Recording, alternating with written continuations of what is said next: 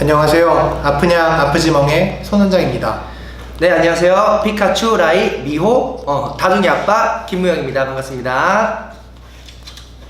네, 오늘은 쓸개골에 대해서 이제 또 알아보잖아요. 근데 정말 쓸개골, 저희 피카츄, 라이도 그렇고 정말 다양한 강아지들이 쓸개골 아픈 친구들이 정말 많은 것 같은데, 그렇죠. 특히 이제 포메라니안을 제가 3마리를 키우는데 포메라니안이 또 쓸개골이 약하다라는 맞아요. 얘기를 많이 들었거든요. 수술도 많이 하고. 아니죠. 솔직히 근데 쓸개골 정확히는 제가 잘 모릅니다. 네. 쓸개골 강아지가 어디가 정확히 아픈 거며 또 왜 이게 안 좋은 건지에 대해서 좀 많이 궁금하거든요. 네.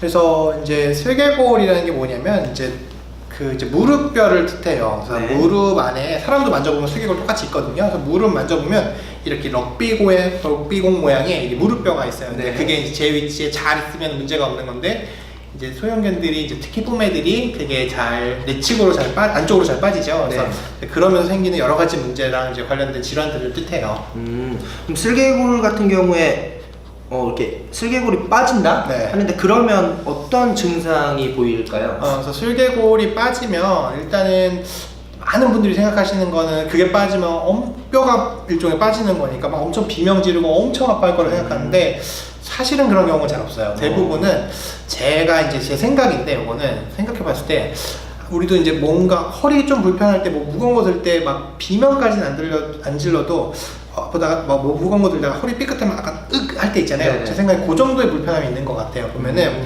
걸을 때 약간 잘 걷다가 갑자기 한쪽 다리는 깽깽발을 든다든지, 네. 가끔 뭐 좀 쩔뚝인다든지, 그리고 그냥 잘 걷는데 옛날보다 좀 덜 걷는다든지, 보통은 이제 이런 증상들을 제일 많이 보여요. 그럼 제가 듣기로는 쓸개골이 약한 친구들 같은 경우에, 안 좋은 친구들 같은 경우에는 특히 실내에서 생활을 할 때 좀 이렇게 막 뛰다가 갑자기 급정지를 한다든지 그런 미끄러운 게 되게 안 좋다고 들었는데. 정확해요. 네. 맞나요? 네. 그래서 이제 아무래도 이제 사람 사는 환경에 아이들이 맞춰 살다 보니까 그런 일들이 있을 수밖에 없는데, 결국은 이제 바닥은 미끄럽고, 이제 그런 것, 아이들 무릎은 그것 때문에 빠지는 건 아닌데, 무릎이 빠진 아이들은 그런 환경이 악화되는 요인이 될 수 있긴 해요. 그래서 이제 뭐 많이 빠진데 수술을 못하는 경우라는 경우, 이제 그런 경우에는 이제 아까 집에 해놓으신 것처럼 뭐 강아지 장판을 깔아놓는다든지, 뭐 패드를 깔아놔서 이제 뭔가 미끄러지는 걸 좀 방지한다든지, 이런 것들을 하는 경우가 좀 있습니다. 네.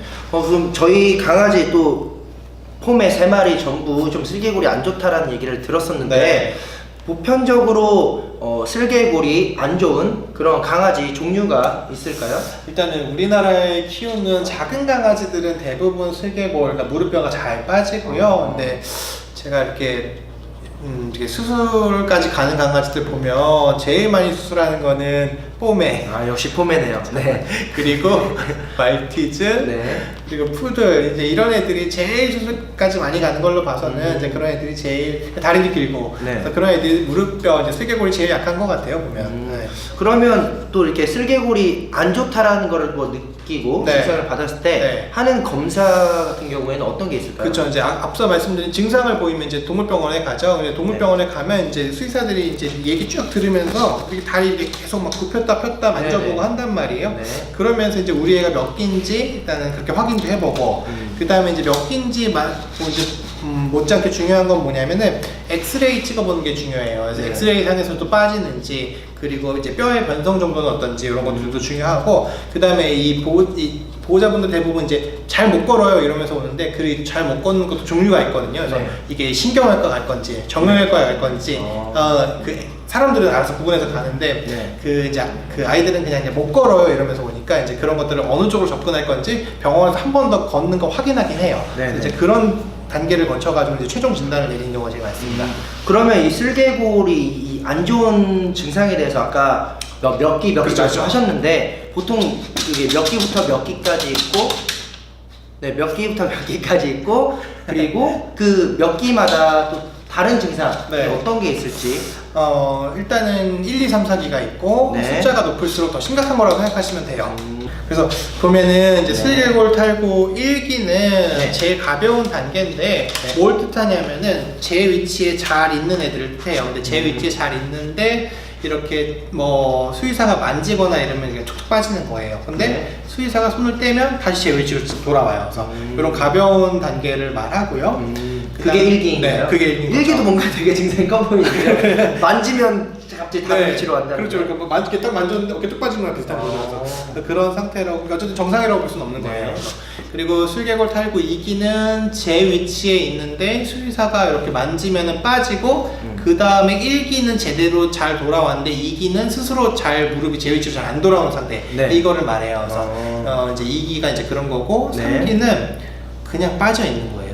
그냥 계속 아. 빠져 있는 거고 네. 수의사가 만지면 제 위치로 어떻게 당겨 올 수는 있는데 수의사가 손 놓으면 다시 팽 하고 빠져나간 상태. 네. 그러니까 평소에도 빠져 있고 또 수의사가 만지면 잠깐 제자리까지 돌아오는데 그 외에는 다시 또 빠지는 상태. 이게 3기인 거죠. 네.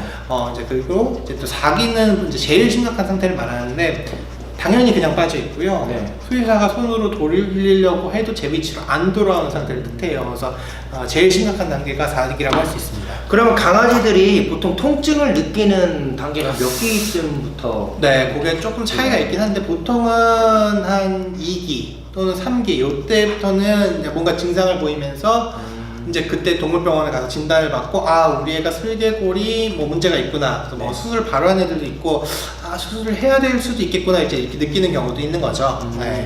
그러면 슬개골 탈구의 문제가 있는 아이들은 저도 이제 수술을 미리 해주면 좋다. 네. 그리고 뭐 증상이 악화되기 전에 하면 좋다라는 네. 얘기 들었는데 네. 수술을 안 하면 네. 좀 어떤 점들이 좀 위험한지. 네. 네.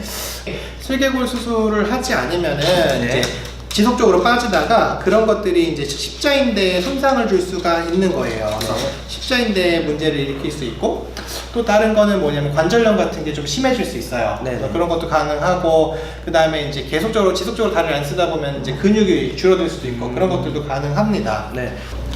그렇다면 당장 수술을 하지 않아도 되는 아이들 같은 경우에는 네. 어떤 예방법이나 뭐 그런 게 있을까요? 네, 그래서 일단은 그 1, 2, 3, 4기 나눴으니까 그거대로 접근을 하면 좋을 것 같은데요. 네. 1기에서 수술까지 가는 경우는 그렇게 흔치 않아요. 그런데 1기는 가벼운 상태지만 거기서 계속 뭐 1기로 가벼운 건 알겠는데 우리 집에는 계속 다리를 아파해요. 네. 그러면 이제 수술 검토 대상이 되는 거고요. 2기 같은 경우에는 2기도 바로 수술하는 경우는 잘 없는데 이제 증상을 자주 보이는 애들은 이제 수술을 할 수 있는 거고 3기 정도 되면은 일단 지속적으로 빠져 있는 거니까 그 정도 아이들 되면은 증상을 안 보여도 이제 수술을 해야 될 수 있는 거고요. 네. 4기인 경우는 사실은 이제 그 전에 미리 좀 수술을 했었어야 되는 거죠. 네. 그래서 그것도 그렇고 수술이 만약에 이제 당장 필요한 아이가 아니라면은 이제 네. 뭘 할 수 있을까 생각을 해보면 뭐 관절 영양제를 준다든지 네. 과도하게 살이 찌는 걸 막아준다든지 네. 아까 우리 배운 것처럼 뭐 발바닥 털을 짧게 관리를 해준다든지 네. 집에 해주신 것처럼 뭔가 패드를 깔아줘가지고 미끄럽지 않게 해준다든지 이런 것들이 좀 도움이 될 수 있어요. 그럼 수술은 어떤 식으로 이렇게 하게 되나요? 그래서 이제 증상을 계속 보이거나 네. 증상을 보이지 않더라도 기수가 아주 높거나 아니면은 막 뼈의 변성이 극심한 경우는 이제 수술을 해야 되는데 네.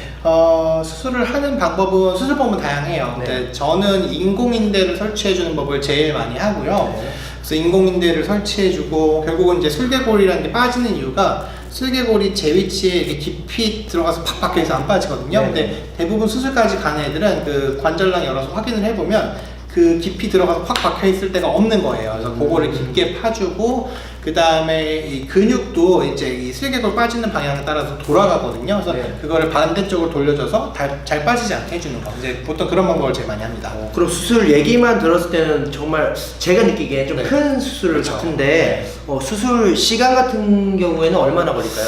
수술 시간 같은 경우에는 아이들 안 좋은 거에 따라 좀 다를 수 있긴 한데 보통은 이제 수술을 하는 경우에는 양측을 동시에 하는 경우가 제일 많으니까 네. 한 수술 시간 자체만 해도 한 1시간 반 그 정도는 예상하셔야 될 것 같아요. 그럼 수술하고 나면 좀 입원 같은 경우가 있잖아요. 네. 입원을 해야 될 것 같은데 네. 입원은 얼마나 해야 되고 네. 언제 퇴원을 할 수 있는지. 네. 이제 입원도 뭐 아이들 회복 속도에 따라 좀 다르긴 한데 그래도 일반적인 평균적인 애들 생각해 보면 네. 예를 들어서 오늘 일요일인데 일요일 날 수술을 하면 일반적으로 화요일쯤 되면 아이들이 약간 쭈뼛쭈뼛 걷기 시작해요.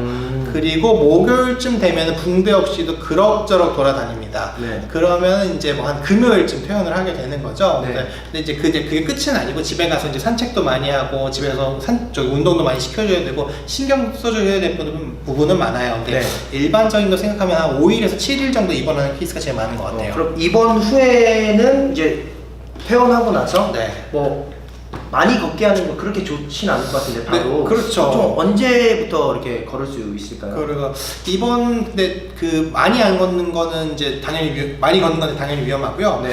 퇴원 직후부터 걷기는 하는데 그 시간을 정해드려요. 그리고 시간만큼 또 중요한 게 뭐냐면 대부분 이제 집 안에서 운동시킨단 말이에요. 네. 그럼 효과가 굉장히 떨어져요. 그래서 저기 중요한 건 집 밖에서 뭐 정 안 되면 아파트 복도에서, 정 안 되면 지하 주차장에서라도 집 밖에서 걷게 하는 게 좋을 것 같고요. 당연히 과도한 운동은 뭔가 문제가 될 수 있습니다. 그래서 뭐 수의사랑 약속한 시간 내로 뭐 짧게 뭐 5분씩 하루 3번 한다든지 이런 식으로 하는 게 좋을 것 같아요. 그러면 또 이제 이런 수술 같은 경우에 또 이렇게 뭐 100% 좀 수술이 잘 되는 건지 네. 조금 뭐 어떻게 되는 건지가 좀 궁금해요. 네, 사실은 이제 많은 얘기를 접해 보셨겠지만 네.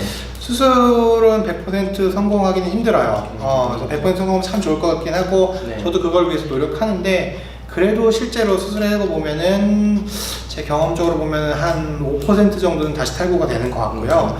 그래서 근데 어쨌든 이제 그렇게 재탈구가 되고 근데 이제 문제는 뭐냐면 수술이 잘 됐다의 기준이 이제 무릎뼈가 빠지는 걸 수술해 놓는 거니까 무릎뼈가 빠지지 않으면은 수술이 잘 됐다고 이제 평가할 수 있는데 네. 수술이 잘 된 아이들 중에서도 한 이게 논문마다 좀 틀린데 7%에서 11% 아이들 정도는 그 결국은 다리를 아파해서 수술을 했음에도 불구하고 다시 그런 증상을 보일 수 있는 거예요. 수술이 잘 됐음에도 불구하고. 그래서 네. 그런 아이들이 실제로는 10%까지 안 되는 것 같은데 그래도 그런 아이들이 있을 수 있다는 거를 이 수술의 한계점을 좀 이해하고 실제로 수술 결정을 내리시는 게 좋을 것 같아요. 네.